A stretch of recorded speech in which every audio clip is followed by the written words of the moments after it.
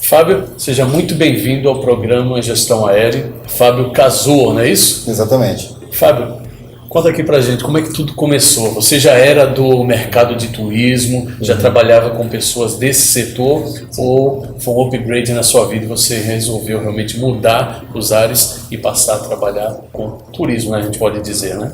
Bom, primeiramente, obrigado, Luciano, pela oportunidade de estar aqui com vocês para conversar um pouquinho, né? E, na verdade, a minha origem, ela se iniciou na parte de comércio. Foi realmente na questão de... a minha família, eles tinham uma empresa dentro do Ceasa, lá em São Paulo. Eu sou original de São Paulo e foi lá que tudo iniciou, né? Bastante. Vou fazer uma perguntinha, né? Corintiano, Paulista, São Paulo, o que é? Na verdade, eu acho que como grande... faço parte da estatística, né, dos paulistas, né? A grande maioria, eu sou corintiano. Somos, eu também sou.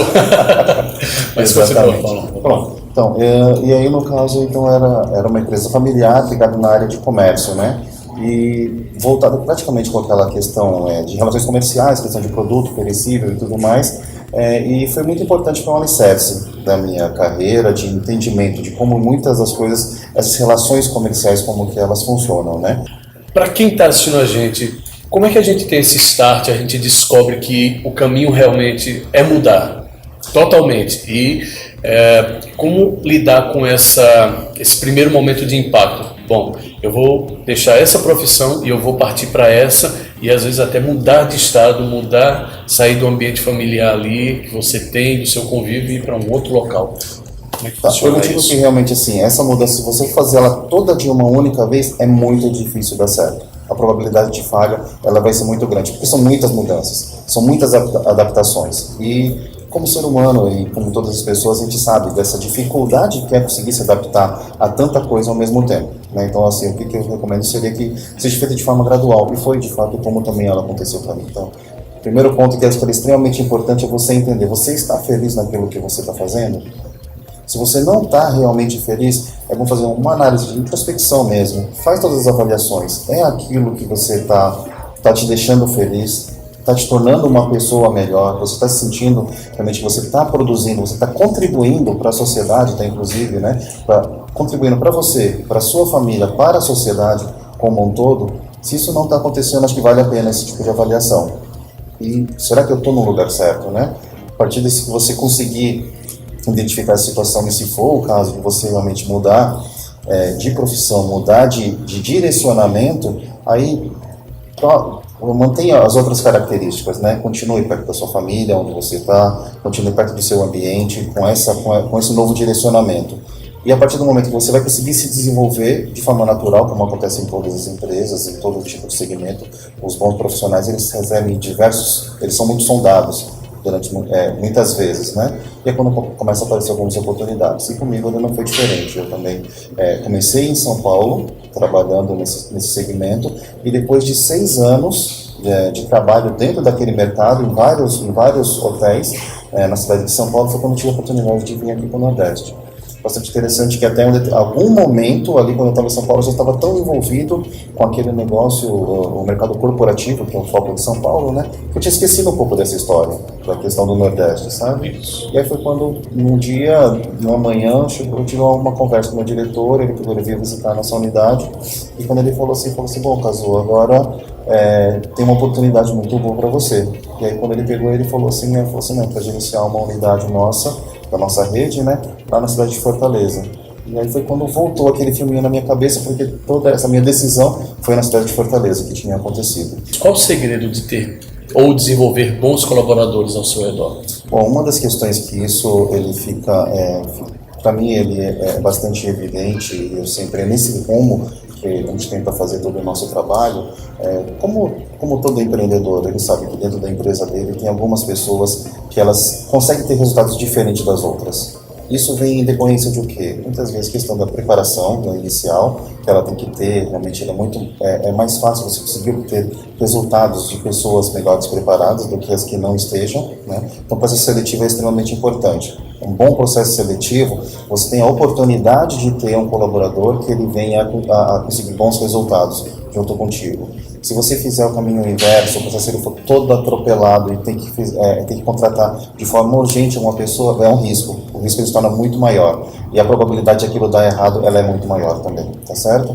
Aí, voltando com relação a essa questão daquelas pessoas que conseguem dar um resultado diferente, você percebe o nível de engajamento, ele é maior nessas pessoas do que nas outras. E como a gente consegue engajar essas pessoas? Como manter esse alto nível de engajamento, né, daquelas que já estão e conseguir levantar naquelas que não estão tão engajadas?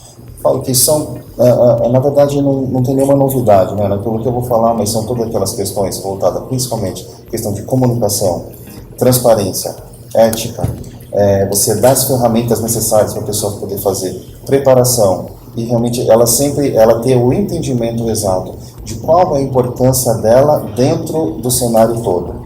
Por que cada colaborador está aqui naquele lugar, qual que é a função e qual que é a missão dele, junto com o grupo todo. Né? Exatamente, falando agora um pouquinho da relação daquilo que a gente falou antes do time de futebol. Sim. Dentro do time de futebol são 11 jogadores.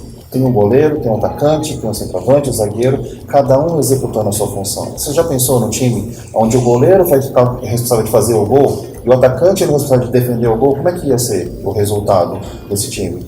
Estão batendo cabeça ali. Na verdade, a gente sabe que, pela lógica, não daria certo.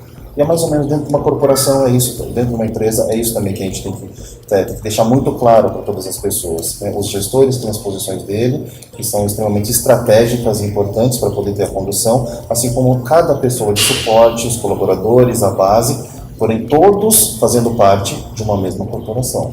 Maravilha. Fábio, para quem está assistindo a gente, uma boa dica de leitura para um líder, para um empreendedor, para um diretor, para um gerente, para um colaborador que queira realmente fazer a diferença no mercado? Bom, eu não vou falar apenas um único livro, mas na verdade acho que são uma série de livros que me ajudaram bastante a formatar. Bastante interessante porque são os livros, muitos daqueles livros que são feitas aquelas indicações dentro da faculdade mesmo, aquele tipo de coisa muito básica, né? Que aquele, o Monge Executivo, realmente foi um livro que... Foi o primeiro livro que eu li. Foi o primeiro livro que eu li também. Quando eu comecei a ler ele, eu achei extremamente chato, muito chato, mas que coisa chata, como que esse tipo de coisa, e eu te falo que de 30% para frente do livro, a coisa ela começa a se encaixar e você começa a entender, e é muito interessante, quando você leva aquilo lá a sério, dentro da sua carreira, é desse jeito também. No começo, quando você começa a fazer as coisas, você começa a fazer aquele trabalho, tira xerox, fica tirando xerox, eu sei tem muito mais capacidade do que isso, mas é importante você poder saber fazer aquilo lá para um dia poder cobrar que seja feito de forma efetiva. Foi justamente o que a Daniele Maciel comentou aqui com a gente, que ela como coach, quando ela começou, verde, como ela disse ainda, ela tinha a verdade e a sinceridade de dizer, olha, eu estou aprendendo, pode ser que eu... Mas ela foi do comecinho ali, do básico. Humildade, né? A humildade de aprender e saber compartilhar com as outras pessoas. Porque quando você tem a oportunidade de fazer isso daí, as outras pessoas também vão começar a te olhar diferente. Né? Quando você chega de repente em um cenário, você é um funcionário novo dentro de uma empresa, os seus colegas, provavelmente, eles vão te testar. Eles falam assim, peraí, ele faz parte do jeito que a gente trabalha ou ele está chegando diferente? Porque aqui a gente já tem todo o nosso esquema do bom sentido, não é isso? E sempre nós somos testados em todo lugar que a gente chega. E quando a gente chega com a humildade, pessoal, obrigado por me acolher, eu sou novo aqui, quero aprender junto com vocês, me ensine, me dê oportunidade para eu poder aprender junto com vocês. Você já começa a ganhar um pouquinho ali o pessoal, não é isso? E vai ter a oportunidade de poder mostrar tudo aquilo que você sabe.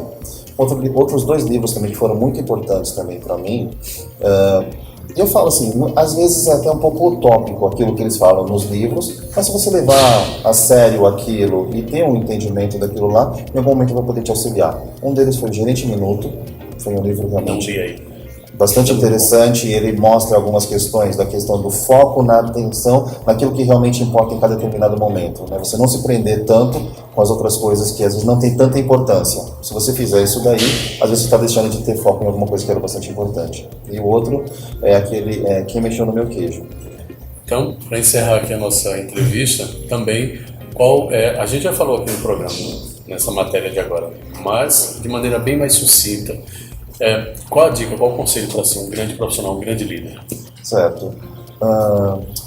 Isso na verdade não é invenção minha, foi uma coisa uma frase que eu tinha ouvido uma vez de um gestor meu, e realmente aquilo me marcou e faz todo sentido. Ele me perguntou assim, Cazu, eu falo de chefe, né, mas na verdade com sentido de líder, né? O que é um bom chefe para você?